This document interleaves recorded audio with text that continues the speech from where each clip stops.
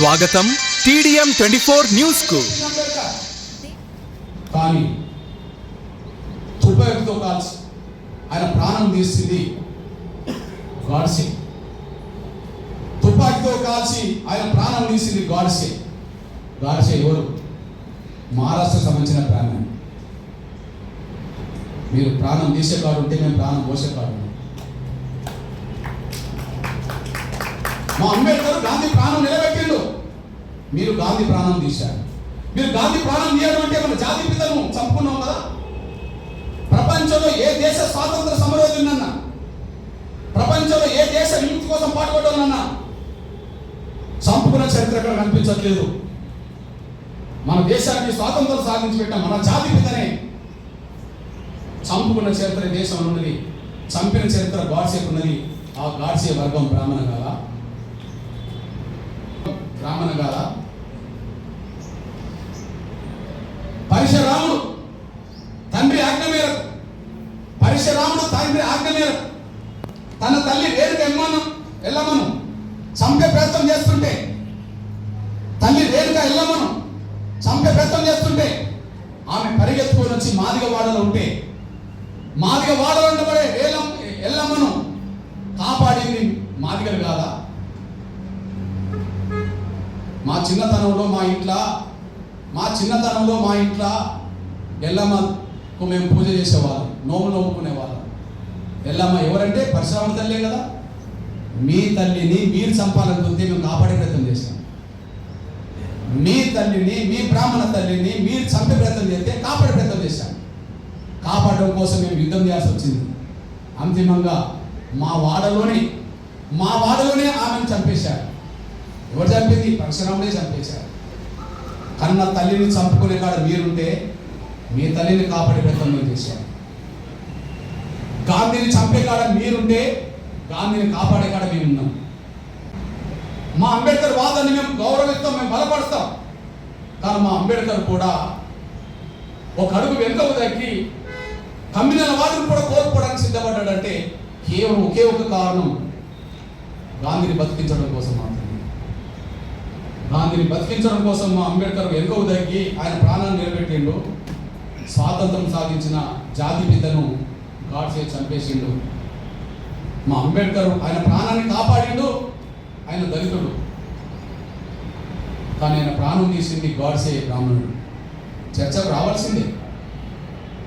ఇవి మాట్లాడితే మేము బ్రాహ్మణులకు వ్యతిరేకమా? సత్యాలు చెప్పకూడదా?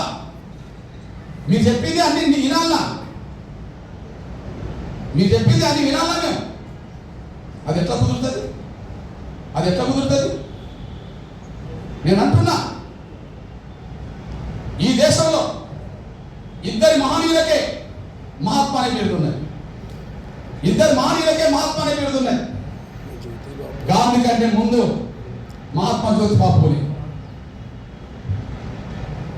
మా బీసీ, మా శూద్ర కదా. ఈ దేశంలో ఇద్దరికి మాత్రమే మహాత్మా బిరుదులు ఉన్నాయి. కోట్లాది మంది ప్రజలు ఉన్నాయి ఈ దేశంలో. 140-150 కోట్ల మంది ప్రజలు ఉన్నాయి ఈ దేశంలో. ఇద్దరికి రెండో మహాత్ముడు గాంధీ. జ్యోతిబా పూలే బతికినంత కాలం ఆయన దళితులకు, పీడితులకు, మహిళలకు విద్య నేర్పే క్రమంలో ఈ దళితులకు, పీడితులకు, మహిళలకు విద్య నేర్పద్దని చెప్పి ఆయనను అడుగడుగున వేధించింది ఎవరు? ఆయన కాలంలో ఆయనను అడ్డుకున్నది ఎవరు? తనను తన భార్య మీద దాడులు చేయించింది ఎవరు? దాడులు చేసింది ఎవరు? పూలే దంపతులను సొంత ఇంట్లో ఉండకుండా తల్లిదండ్రులను బెదిరిస్తే ఆ తల్లిదండ్రులను కూడా లెక్క చేయకుండా సావిత్రిబాయి పూలే సేవ చేయడానికి ఇల్లును వదులుకొని బయట ఉండే ప్రయత్నం చేయడానికి కారకులు ఎవరు? పూలే జీవించిన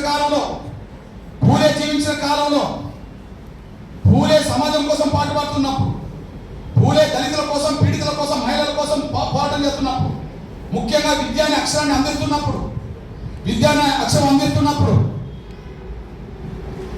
ఎవరో చెప్పండి, ఆయన కాలంలో బ్రాహ్మణులే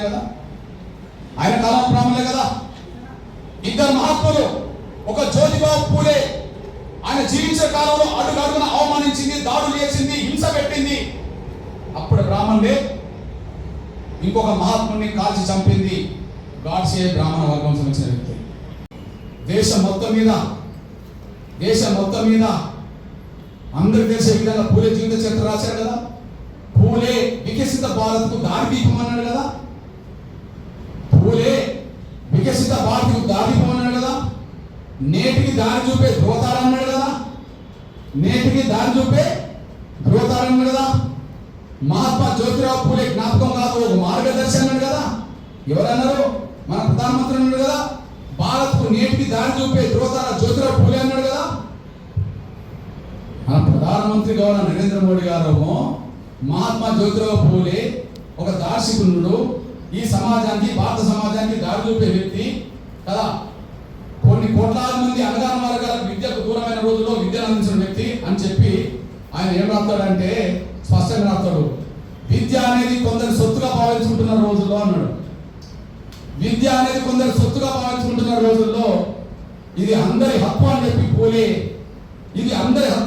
పూలే తన పోరాటాన్ని ముందుకు నడిపించిందంటే అది మా సొత్తు అనుకున్న రోజుల్లో ఎవరయ్యాలి?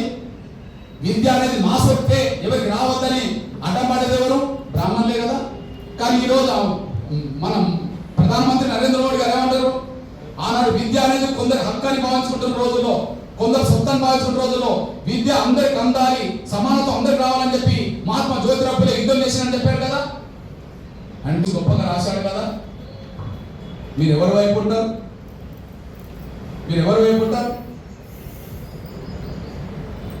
మాతోటే మా కళ్ళు పొడిచే విధంగా రామాయణ కాలంలో మీ సూక్తులకు, మీ ఆదేశాలకు ఒత్తిడికి తలొగ్గి మా శంభుకుని మీరే తప్పించింది. మా రాజుతోటే మా వాళ్ళని తప్పింది. మా ఏకలవ్యుని బొట్టను వెళ్ళి మీ సూచనతోటే లాక్కుంటే మా శంభుకుడిని ప్రాణాన్ని తీసేస్తుంది. మా పూలే జీవితాన్ని అర్థవంతం చేయడానికి కుట్ర చేస్తుంది. మా అంబేద్కర్ జీవించినంత కాలం ఈ దేశంలో ఆయన బ్రిటిష్ ఏజెంట్ అని చెప్పి ఎక్కువ మంది స్వాతంత్ర పోరాటంలో పాల్గొన్న కాంగ్రెస్ లో ఎక్కువ మంది బ్రాహ్మణులే మా అంబేద్కర్ను అవమానించే విధంగా, మా అంబేద్కర్ను బెదిరించే విధంగా, మా అంబేద్కర్ని దేశద్రోహమైన విధంగా ప్రచారం చేసింది మీరే. క్షత్రియ మీరే క్షత్రియులు వాదించినారు, మీరే చెప్తారు. వైశ్య ఈ దేశ జాతిపిత అయిన గాంధీని మీరే చంపింది. అదే సమయంలో శూద్ర అనబడుతున్న మా ఛత్రపతి శివాజీకి ఆయన పట్టాభిషేకం చేయడానికి మీరే నిరాకరిస్తున్నారు. మా జ్యోతిబా పూలే అనగాన వర్గాల జీవితాల్లో వెలుగు నింపడం ప్రయత్నం చేస్తుంటే మీరే అడగడుగున అడ్డుపడితే దాడులు చేపింది. మా అంబేద్కర్ దళిత వర్గాల కోసం, స్వేచ్ఛ కోసం, హక్కుల కోసం కొట్లాడుతుంటే ఆయన అడగడుగున మీరు అవమానిస్తుంది.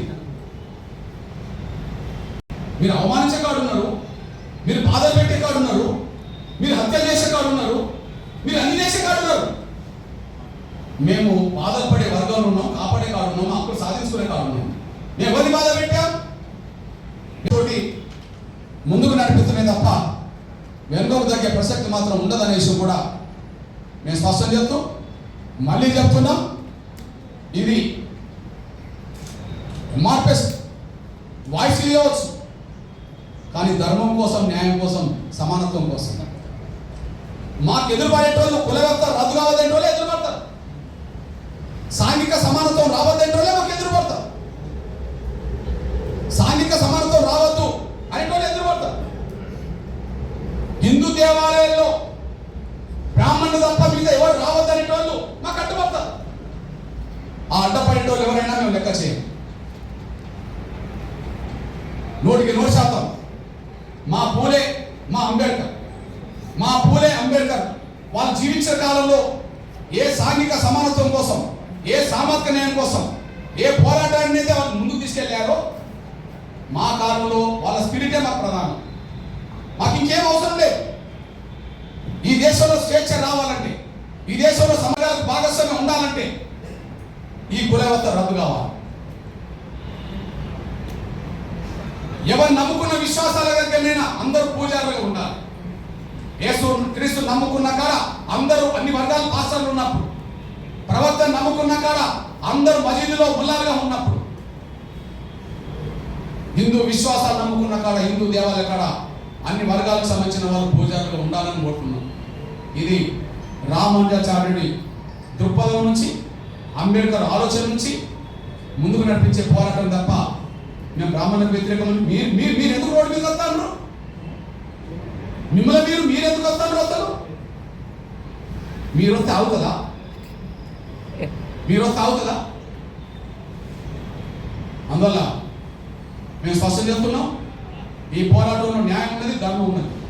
మళ్ళీ చెప్తున్నాం, ఆర్టికల్ ఏదైతే రాష్ట్రపతి ఉత్తర్వులు ఉన్నాయో ఆ ఉత్తర్వులను ఉత్తరించుకుంటారో వాళ్ళు తెలుసుకోవాలి. గౌరవ ప్రధానమంత్రి నరేంద్ర మోడీ గారు కూడా ఈ విషయంలో చొరవ తీసుకోవాలి.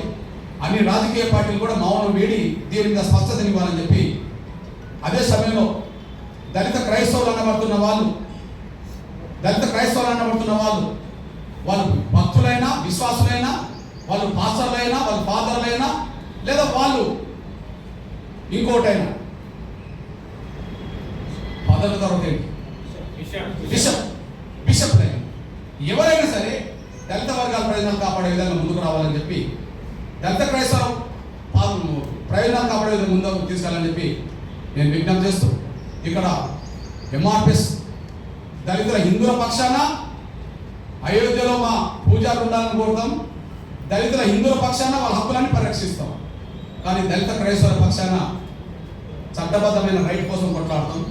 అన్ని వర్గాల హక్కులు ఆత్మగౌరవం నిలబెట్టే ప్రయత్నం చేస్తాం. ఇది పూలే అంబేద్కర్ నడిచిన మార్గంలో మా ప్రయాణం కొనసాగిస్తాం. ఇందులో ఎవరు అడ్డపడ్డా ఆగేది లేదు, ఎవరు అడ్డుకున్నా మేము వెనుక తగ్గేది లేదు, ముందుకే పోతామనే విషయం కూడా స్పష్టం చేస్తాం. ఖచ్చితంగా TDM 24కి సబ్స్క్రైబ్ చేసుకోండి. వార్తల కోసం